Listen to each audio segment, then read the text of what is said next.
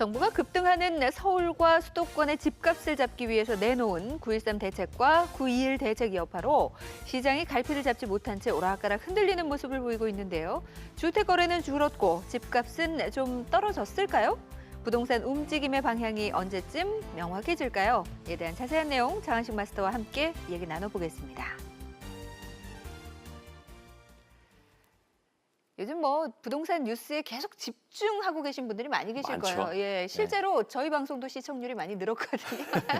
많은 분들이 관심을 갖고 계신데 요즘 뉴스 보면은 그 호가가 하락한다 이런 얘기를 좀 하고 있습니다. 예. 호가 하락 그런데 그 말에 어울리지 않게 또 가격 오름세 그대로 지속되는 것도 분명히 있고요. 그렇죠. 앞으로 부동산 움직임 그리고 또 어제는 서울 집값 상승세가 이제 드디어 주춤했다 이런 얘기를 또 했다가 그렇죠. 다양한 얘기들이 나오고 있는데 언제쯤 좀 부동산 시장이 물론 이제 명확해진다는 거는 쉽지 않은 일이지만 답을 얻기가 힘들어요, 네. 사실.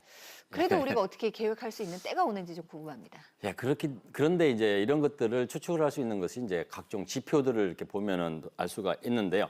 이 정부가 그 9.13 대책을 통해서 서울과 수도권 집값을 잡기 위해서 많은 대책들을 내놨는데 그런 대책들이 이제 반영이 된 10월 달에 지표를 이렇게 딱 보니까 매매 심리가 좀 위축은 됐습니다. 그리고 네. 거래도 좀 한산해졌고 그런데 뉴스에서 이렇게 보면은 뭐 호가 하락한다 그러는데 실질적으로 괜찮은 동네는 가격이 안 떨어졌어요. 오히려 약간씩 좀 오르는 현상이 좀 벌어지고 있습니다. 네. 이 부동산 시장이 오락가락하고 있는데도 불구하고 아마도 그러면은 우리 시청자분들께서는 그러면은 언제쯤 이게 부동산 가격이 내릴 거냐 아니면 더 오를 거냐 이 향방이 언제쯤 잡힐 거냐 이렇게 궁금하실 텐데요. 네. 아무래도 내년 봄쯤이나 가야 결판이 날 것 같습니다. 네, 조금 더 기다려야 될 것 같은데 부동산 시장을 어쨌든 예측할 수 있는 지수들이 있다라고 말씀해 주셨으니까 예. 어떤 것들이 있는지 좀 살펴볼까요? 예, 우선 그 매매 지수라든가 뭐 기타 많은 것들이 있는데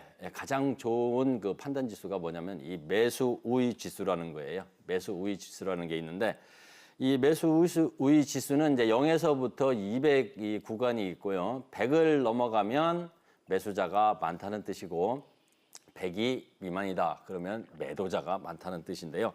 우선 이제 지표 하나를 보시면서 말씀을 드립니다.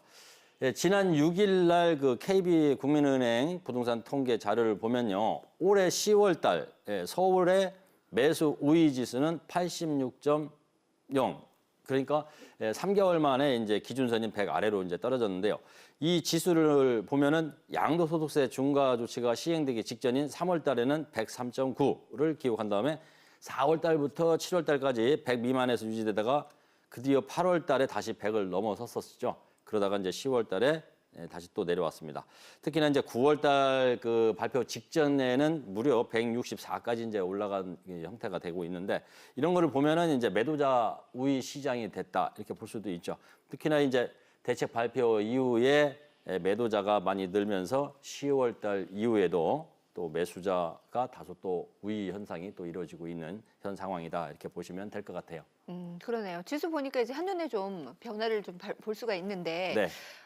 거래가 좀 뚝 떨어졌습니다. 어느 정도 주춤합니다. 이런 얘기를 해주셨으니까 매매 거래 지수를 보면 좀 그것도 확인을 할 수가 있을 것 같아요. 예, 우선 이제 뭐 무드스에서는 매매가 뜸해졌다 그러는데 얼마나 뜸해졌냐는 이 매매 거래 지수를 보시면은 답이 나옵니다. 예, 우선 이제 뭐 거의 뭐 바닥을 면치 못하고 있다 이렇게 볼 수가 있는데요. 아. 이 매매 거래 지수를 한번 보겠습니다. 네. 이 서울의 그 매매 지수 거래가 9월 달에 올해 최고치인 50.7을 기록을 했습니다. 그러니까 많이 이제 거래가 됐다는 얘기죠. 네. 근데 이제 9월 달 발표 이후에 10월 달 들어서 보면은 9.3까지 아주 내려갔죠. 그러니까 극과 극을 달렸다. 예. 한마디로 말해서 매수하시는 분이 별로 없다. 이런 얘기가 되겠습니다. 네. 정말 확 하락하는 모습을 보면 예. 정말 그 시장 변화를 예측하기 어렵긴 어렵구나 이런 생각이 드는데요. 네. 이렇게 거래가 활발하지 않으면 가격도 떨어지는지 좀 궁금한데 가격 네. 지수를 보면 되겠죠? 네, 또 그렇죠. 예, 가격 지수를 보면 또 압니다. 예, 가격 지표들을 또 이렇게 살펴보면은 이제 상승하냐 하락하느냐 이거를 볼 수가 있는데 서울 10월 달 주택 매매 가격 여기에는 이제 아파트나 연립 다세대 모두 다 포함된 가격 지수입니다. 전월 달보다 약 1.4% 상승을 했습니다. 또 9월 달 이 매매 가격 변동률을 보면은 2.85 보면은 이제 한 절반 정도 수준이 되죠. 네. 그렇지만은 올해 들어서 이 변동 가격률을 보면은 두 번째로 높은 상승폭을 나타내고 있습니다. 이 서울 강북 쪽 아파트는 2.0 그리고 강남 아파트가 1.7 그러니까 강북이 조금 더 많이 올랐다 이렇게 보시면 되겠고 이 기간 동안에 전국 그 주택 매매 가격 동향 변동률을 보면은 0.5% 정도가 됩니다. 그렇기 때문에 가격 지표를 확인을 해보면은 여전히 가격 상승 분위기가 유지되고 있다 이렇게 볼 수가 있겠고요. 네.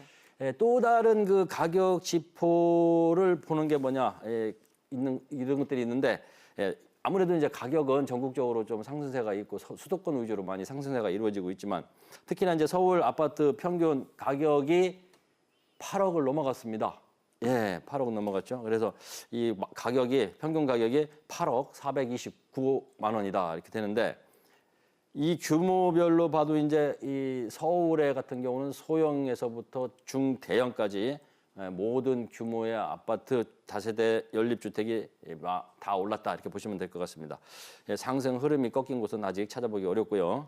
결국 거래가 뜸하다는 얘기는 중개업소를 찾는 사람이 많지는 않다. 그리고 거래도 활발하지 않다라고는 하지만은 만약에 거래가 된다고 그러면은 대책 이전보다는 높은 가격에 계약이 이루어지는 곳이 많다 이런 뜻입니다. 아직까지 그 부동산 시장 향방이 어떻게 될지는 명확하지 않다 보니까 매도자 역시 가격을 내리지 않는 그런 분위기를 유지를 하고 있다 이렇게 볼 수가 있겠고요. 이런 그 전반적인 시장 상황을 분석해 보면은 앞으로 부동산 시장을 가늠해 보기는 참 어렵지만 이 매매 가격 지수 전망치가 97.2% 정도로 약간 이제 소폭 하락한 거를 볼 수가 있겠죠. 네. 예, 이렇기 때문에 뉴스에도 나오지만은 가격은 약간 조금 내릴 수도 있다라는 전망이 보이기도 합니다. 뭐 그런데 여기에 또 금리 인상 이야기도 나오고 있고 부동산 시장에 또 영향을 미칠 요소들이 또 많이 계속 나오고 있거든요, 매일매일. 그렇죠. 이제 올해 11월 12월까지 한 달 한 반 정도 남았는데 앞으로 예. 부동산 시장 어떻게 생각하세요? 예, 엊그제 그 미국 금리 동결시켰죠. 네네. 예, 만약에 미국이 금리를 올리면 아마 우리나라도 11월 달에 금리를 올릴 올려야죠, 거다라는 예. 예상을 했었는데 동결이 됐기 때문에 금리가 어떻게 될지 잘 모르겠어요. 네네. 그런 것도 있고 또 이제 국회에서 법률이 통과돼야 되는 것들이 많이 있습니다. 이 종합부동산세 세제 개편안을 비롯해서 또 3기 신도시가 과연 어디에 건설이 될까? 그다음에 12월 달에 발표 예정이죠. 국토교통부가 예정을 했습니다. 우리나라 수도권 광역교통망 어떻게 또 구체적으로 발표가 될지 이런 것들이 다 발표가 되면서 진짜 눈으로 봐야만이 이 매도자, 매수자의 앞으로의 부동산 시장에 대한 향방이 시작이 될 것으로 이렇게 보고 있고요.